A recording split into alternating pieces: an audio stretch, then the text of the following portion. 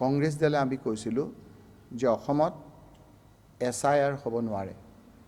কাৰণ ভাৰতবৰ্ষত অন্য ৰাজ্যত SIR হ'বৰ কাৰণে যিবিলাক নথিপত্ৰ পুনৰীক্ষণ বা পৰীক্ষা কৰা গৈছে অসমত সেই পুনৰীক্ষণৰ কাম পুংখানুপুংখক্ৰমে হৈ গৈছে আৰু ইয়াত NRC হৈ গৈছে কৈছে অসমত যদি আপোনালোকে SIR কৰে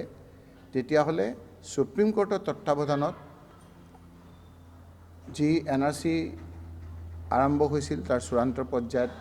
প্ৰকাশ হৈছিল সেই বিষয়ে আমি সুপ্ৰিম কোৰ্টলৈ যাব লাগিব আৰু গোটেই আপোনালোকৰ SIR প্ৰক্ৰিয়াটোকে বন্ধ হৈ যাব হুবহু আমাৰ এই কথাখিনি CEO অসমে ইলেকশ্যন কমিশ্যন অফ ইণ্ডিয়াক কোৱাৰ পাছত আমাৰ প্ৰচিডিংখন দিয়াৰ পাছত এদিন হঠাৎ যেতিয়া SIR হ'ব বুলি কেইবাখনো ৰাজ্যত ইলেকশ্যন কমিশ্যন অফ ইণ্ডিয়াই ঘোষণা কৰিছিল সেইদিনাই তেওঁলোকে কৈছিল যে অসমত SIR নহয় কাৰণ অসমত NRC হৈ গ'ল সেইদিনা আমাৰ সকলোৱে ৰাইজে স্বস্তিৰে নিশ্চয় পেলাইছিল যে অন্তত ইয়াত ভূতচুৰৰ কথাবিলাক নহয় তাৰ দুদিন পিছতে দেখা গ'ল যে মাননীয় মুখ্যমন্ত্ৰী হিমন্ত বিশ্ব শৰ্মা ডাঙৰীয়াৰ তৎ নাইকিয়া হ'ল দিল্লীলৈ গ'ল কেন্দ্ৰীয় চৰকাৰৰ ডাঙৰ ডাঙৰ মন্ত্ৰীক লগ ধৰিলে আৰু তাৰ পৰৱৰ্তী সময়ত দেখা গ'ল যে অসমত SIR নহয় বুলি কোৱা ইলেকশ্যন কমিশ্যন অফ ইণ্ডিয়াই এটা নতুন পদ্ধতি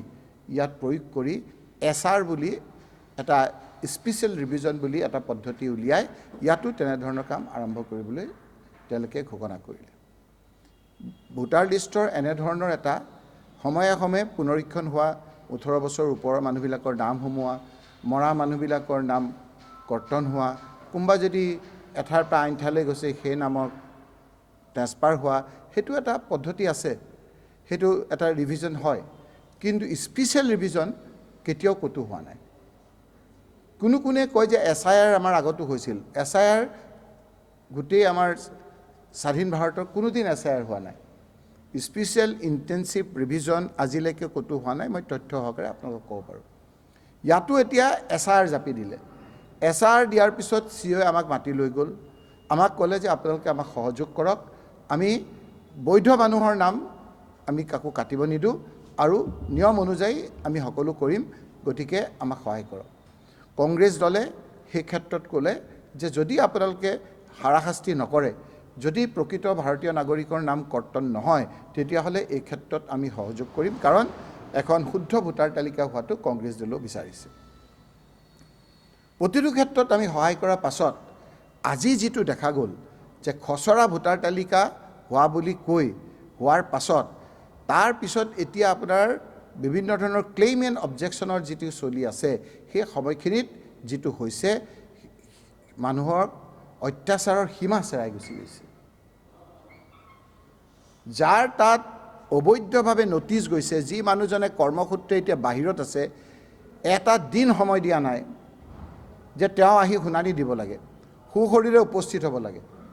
যদি কিবা কাৰণত তেওঁ বেমাৰ আজাৰৰ কাৰণে দিল্লী গৈছে চেন্নাই গৈছে আজি তেওঁ নৰিয়া গাৰ্ডে যদি নাহে তেতিয়াহ'লে তেওঁৰ নামটো কৰ্তন হ'ব প্ৰথম কথা হ'ল যে অভিযোগ কৰিছে কি ধৰণৰ অভিযোগ কৰিছে আপোনালোকে চাওক যে পৃথিৱীত নোহোৱা কথা যে যেতিয়া SR হৈছিল তেতিয়া কৈছিলে যে BLO এজন হ'ল অফিচাৰ BLOক নিয়োগ কৰে EROয়ে BLO জনে প্ৰতিজনৰ ঘৰত যায় BLA সকলক লগত লৈ দলৰ যিবিলাক BLA থাকে এজেণ্ট থাকে সেইবিলাকক লগত লৈ যায় এটা গোটেই প্ৰক্ৰিয়াটো আপোনাৰ BLO জন ইলেকশ্যন কমিশ্যন অফ ইণ্ডিয়াৰ এজন বিষয়া নোহোৱা নোপোজা অদ্ভুত অবৈধ নজিৰবিহীন এটা ঘটনা মই আপোনালোকক দাঙি ধৰিব বিচাৰিছোঁ যে এনেকুৱা নথি আহিছে যে যি BLO ঘৰে ঘৰে গৈ পেলাই আপোনাৰ নটিচ দিছে আপোনাৰ গোটেই কথাখিনি চাইছে BLO গৰাকী ডেড বুলি আহিছে ডেড মৰিল BLO গৰাকী মৰিল তাৰমানে কিমান আপোনাৰ নীতি বহিৰ্ভূত কামবিলাক হৈছে তাৰ এটা মাত্ৰ এটা ন্যূনতম এইটো উদাহৰণ যেতিয়া ইয়াৰ অভিযোগ বৈধভাৱে আমি লিখিতভাৱে আৰু আমাৰ ইয়াত আপোনালোকে দেখিছে এজন নহয় দুজন নহয় ৰিটায়াৰ্ড অফিচাৰ বিভিন্নজনক বিভিন্ন ঠাইত যেতিয়া এই অভিযোগবিলাক দিয়া গ'ল তেতিয়া বাধ্য হৈ ইনকুৱাৰী দিছিল ইনকুৱাৰীৰ পাছতো দেখা গ'ল যে এনেধৰণৰে আপোনাৰ নটিচ দিয়া আৰম্ভ হৈছে যিজনৰ নামত নটিচ দিছে মই স্পেচিফিকলি কৈছোঁ যিজনে নটিচ দিছে বহু ক্ষেত্ৰত তেওঁ গৈ পেলাই যেতিয়া সাধাৰণ মানুহে গৈ পেলাই কৈছে যে আপুনি আমাৰ নামত নটিচ দিছে মইতো নাজানোৱেই সেইকাৰণে আমি বিজেপিৰ সভাপতিগৰাকীয়ে ৬০টা সমষ্টিত যিটো ইনষ্ট্ৰাকশ্যন দিছিল যে ১০,০০০ ৫,০০০ ভোট কাটিব লাগে তাৰ বিষয়ে এটা আমি ফৰ্মেলি অল পাৰ্টি অপজিশ্যনৰ গোটেই পাৰ্টিখিনিয়ে চহী কৰি আমি এখন এজাহাৰ দি থৈছিলোঁ এখন মেমৰেণ্ডাম আমি ইলেকশ্যন কমিশ্যন অফ ইণ্ডিয়া আৰু চিঅ'ক আমি নিজে গৈ পেলাই দিছিলোঁ তাৰ পিছতো কোনো ধৰণৰ ব্যৱস্থা নহ'ল কোনকেইটা সমষ্টিত কিমান ভোট কাটিলে বিজেপিৰ সুবিধা হ'ব সেইটোও গোপনভাৱে এখন দিয়া আপোনাৰ গোপন তথ্য আমি চিঅ' ডাঙৰীয়াক দিছোঁ আজিৰ কথাটো হ'ল আপোনালোকৰ যে কাৰোবাক এদিন কাৰোবাক দুদিন যিদৰে দি পেলাই এটা হাৰাশাস্তি কৰিছে এইটো নজিৰবিহীন এটা ঘটনা হৈছে BLOগৰাকীক আপোনালোকে দেখিছে স্পেচিফিকেলি কৈছোঁ যে BLOগৰাকীকে আপোনাৰ নটিচ দিছে তাৰপিছতে আপোনালোকক মই ক'ব বিচাৰিছোঁ যে এই কথাবিলাক যেতিয়া হ'ল যেতিয়া দেখিলে যে নিয়মত এই কথাবিলাক তেওঁলোকে ধৰা পৰিল জিলা আয়ুক্ত আৰু জিলা নিৰ্বাচনী বিষয়া